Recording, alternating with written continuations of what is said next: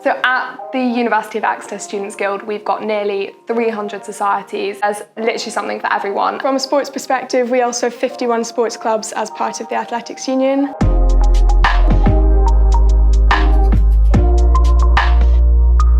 The Hardship Fund is a fund that students can apply to if they maybe can't afford to join societies or clubs. So we have put together this crowdfunder to try and gather some funds to go into the Hardship Fund.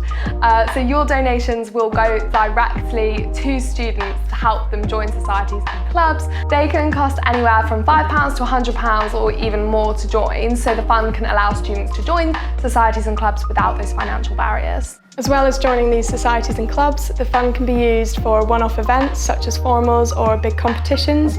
This fund can also be used to purchase sports kit or a society kit as well. So I think joining a society allows you to meet so many new people. Honestly, it's one of the best things I ever did. It really gets you to kind of meet a wide variety rather than just those on your course or kind of in your accommodation. I joined society because I thought it was a brilliant way to meet like-minded people who really enjoyed the same stuff that I did, which in my case was cricket.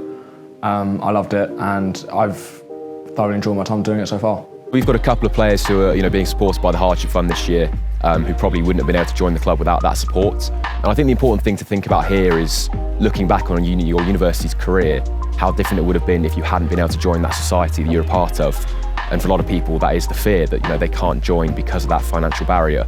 And that's why I think any donations are really important. I think if you just stick to your studies, it can be quite draining mentally.